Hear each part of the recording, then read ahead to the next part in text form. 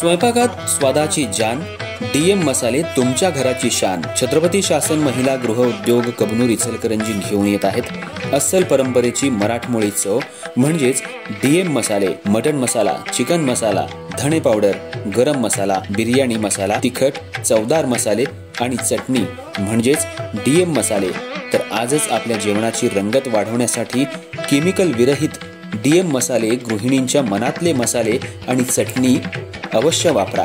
DM मसाले महिला बचत गटाद्वारे करणारे स्वच्छ माफक दरामध्ये म्हणजेच डीएम मसाले. संपर्क दिव्याताई मगदूम, मोबाईल 91 30 80 22 55.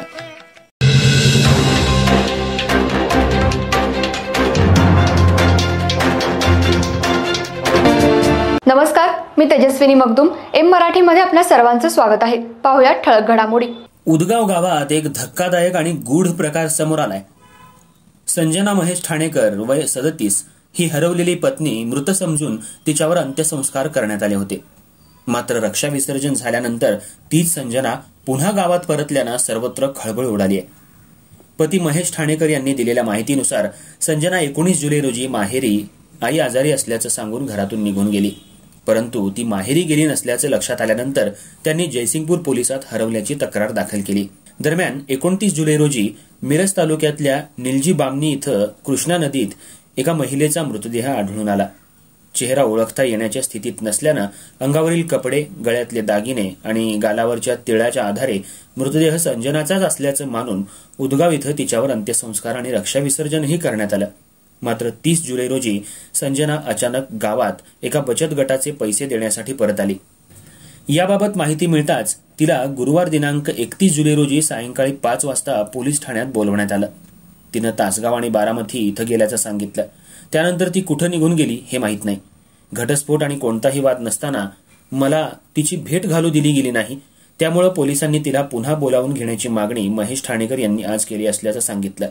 या घटनेमुळे सर्वत्र मात्र एकच चर्चा सुरू आहे की ज्यावर अंत्यसंस्कार करण्यात आले ती अज्ञात महिला कोण आणि तिची ओळख पटवणं हे मिरज आणि जयसिंगपूर पोलिसांसमोर एक मोठं आव्हान ठरलंय. माझं पूर्ण नाव महेश माधव ठाणेकर.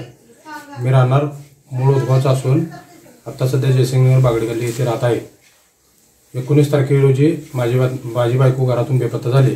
बेपत्ता झाल्यानंतर 2 दिवस मी इतर चौकशी केल्यानंतर मला कुठं आढळून आलं नाही. मोबाईल पण स्विच ऑफ असल्यामुळे मी 2 दिवस वाट बघून तिसऱ्या दिवशी जयसिंगपूर पोलीस स्टेशनला मिसिंग दाखल केली. मिसिंग दाखल केल्यानंतर 29/7/2025 रोजी मला जयसिंगपूर पोलीस स्टेशन इथून फोन आला. निलजी बामणे येथे एक बॉडी आढळून आल्या, तुमच्या काय खात्री करण्यासाठी मला मिरज सिव्हिलला पाठवण्यात आलं. मिरज सिव्हिलला पाठवण्यात आल्यानंतर मी मिरज सिव्हिलमध्ये जाऊन बॉडी व्हेरिफिकेशन केल्यानंतर आमची बॉडी असल्याचं मला आढळून आलं. 90% आमची खात्री पटल्यानंतर आम्ही संध्याकाळी सुमारे 8:30च्या दरम्यान बॉडी ताब्यात घेतली. उदगाव वैकुंठधाम इथं पूर्णपणे वैकुंठधामात सगळे आम्ही बाकीचा विधी सगळा पूर्ण पार पाडून दुसऱ्या दिवशी 30 तारखे रोजी सकाळी रक्षा विसर्जनाचा कार्यक्रम पार पाडला. रक्षा विसर्जन झालेल्या दिवशी दुपारी सुमारे 3:30च्या दरम्यान उदगाव गावात ती आल्याचा आम्हाला उदगाव गावातून कॉल आला. कोण फोन केलं तुम्हाला उदगाव गावातून? नागेश माने या व्यक्तीचा फोन आला. काय म्हणून? असं तुझी बायको येऊन इथे दुपारी बचत गटाचा हप्ता भरून गेल्या. काय नाव आपल्या बायकोचं? संजना महेश ठाणेकर. आपली किती पहिली पत्नी की दुसरी पत्नी? पहिली पत्नी. त्यानंतर आम्हाला फोन आल्यानंतर आम्ही जयसिंगपूर पोलीस स्टेशनला तात्काळ हजर झालो. जयसिंगपूर पोलीस स्टेशनला खरी माहिती सांगितल्यानंतर कविता कोळी ह्या व्यक्तीचा नंबर आम्ही तिथे दिला. त्या व्यक्तीपाशी ती बचत गटाचा हप्ता भरून गेली होती. त्यानंतर कविता कोळीला तिथे बोलवण्यात आलं. कविता कोळीची पूर्ण चौकशी करून तपास करण्यात आल्यानंतर माझ्या बायकोचा नंबर त्या कविता कोळीकडे आढळून आला. त्यानंतर कविता कोळी नंबर दिल्यानंतर जयसिंगपूर पोलीस स्टेशनचे पोलीस कुलकर्णी साहेब यांनी माझ्या बायकोशी संवाद साधला. दुपारी 3:30च्या सुमारास येतो म्हणून सांगितल्यानंतर आम्ही वाट बघितली. संध्याकाळी 7:30 वाजता माझी जयसिंगपूर पोलीस स्टेशनमध्ये पत्नी हजर झाली. हजर झाल्यानंतर त्यांचा पूर्ण जबाब झाला. त्यांचाच पूर्ण जबाब माझ्या पूर्णपणे मी समोर नसताना तिचा जबाब पूर्ण सगळा माझ्या माघारी घेतलेला आहे आणि तिच्या माघारी माझा जबाब घेतलेला आहे. आणि हे जयसिंगपूर पोलीस स्टेशन जे प्रशासन आहे ते प्रशासन पूर्णपणे मला अंधारात ठेवून तिचा पूर्ण जबाब घेऊन तिला परस्पर बाहेरच्या बाहेर पाठवण्यात आलं आणि मला पूर्णपणे अडचणीत आणलेलं आहे सगळ्यांनी. 9 तारखेला घरात 19 तारखेला माहेरी जातो. आमच्या आईचं ऑपरेशन आहे. कोणत्या गावी? हरोगिरी क्रॉस, तालुका जिल्हा बेळगाव या गावी जातो म्हणून संध्याकाळी 7च्या सुमारास घरातून बाहेर पडल्या.